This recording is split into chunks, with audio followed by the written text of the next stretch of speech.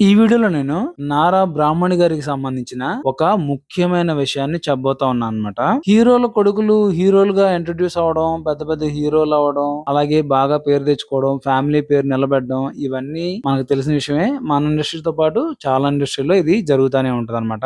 అయితే హీరోల కూతుర్లు మాత్రం హీరోయిన్ గా ఇంట్రడ్యూస్ చేయడానికి చాలా మంది ఒప్పుకోరన్నమాట. అది ఎందుకనో తెలీదు. అలాగా జరిగిందంటే ఒక నాగబాబు గారి అమ్మాయి నిహారిక కొణిదెల గారికి మాత్రం అలా జరిగింది. ఆవిడ కూడా 2, 3 సినిమాల్లోనే యాక్ట్ చేసింది. పెద్దగా సక్సెస్ ఏమీ లేదు. తర్వాత ఆవిడ కూడా హీరోయిన్ గా ఆపేసి ప్రొడక్షన్ చేసుకుంటా ఉన్నారన్నమాట. మంచి మంచి సినిమాలు తీస్తా ఉన్నారు. ఈ మధ్య కమిటీ కుర్రోళ్ళు అనే సినిమా కూడా చేశారు. అయితే బాలకృష్ణ గారి అమ్మాయి నారా బ్రాహ్మణి గారిని హీరోయిన్ గా చేస్తానని చెప్పి ఒక పెద్ద డైరెక్టర్ అదే మణిరత్నం గారు అడిగారంట. కానీ బాలకృష్ణ గారు దానికి ఒప్పుకోలేదని చెప్పి తెలుస్తా ఉంది. అలాగే బ్రాహ్మణి గారు కూడా నాకు అసలు సినిమాలంటే ఇంట్రెస్ట్ లేదు, అలాంటి ప్రపోజల్స్ ఏవి నా దగ్గర తీసుకురావద్దని చెప్పి చెప్పారంట. అయితే ఇది జరిగింది ఇప్పుడు కాదు, ఇది జరిగి కూడా ఒక 10 years అవుతుందని చెప్పి తెలుస్తా ఉంది. మణిరత్నం గారు తీసే సినిమాలో హీరోయిన్లు ఎంత బాగుంటారో, అలాగే ఎంత మంచి పర్ఫార్మెన్స్ చేస్తారో మనందరికి తెలిసిందే. మామూలుగా అయితే నార్మల్ గా సినిమా ఇండస్ట్రీలో ఎదగాలనుకునే వాళ్ళు అయితే మాత్రం మణిరత్నం గారి సినిమాలో ఛాన్స్ అంటే మాత్రం ఎవరికి అంతేస్తారు. కానీ అసలు సినిమాలంటే ఇంట్రెస్ట్ లేదు కాబట్టి నారా బ్రాహ్మణి గారు ఆ మాట అన్నారని చెప్పి తెలుస్తుంది. ముఖ్యంగా బాలకృష్ణ గారు కూడా ఒప్పుకోలేదంట.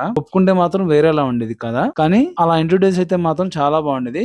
మణిరత్నం గారి సినిమా అంటే మాత్రం మాటలు కాదు. చెప్పలేం మరి ఎవరికి ఎలాంటి రీజన్స్ ఉన్నాయో. కొడుకుల్ని హీరోలను చేసినంత ఈజీ కాదు కూతుర్ని హీరోయిన్ చేయడం. చాలా కష్టం అన్నమాట. దానికి ఇది ఒక ఉదాహరణ.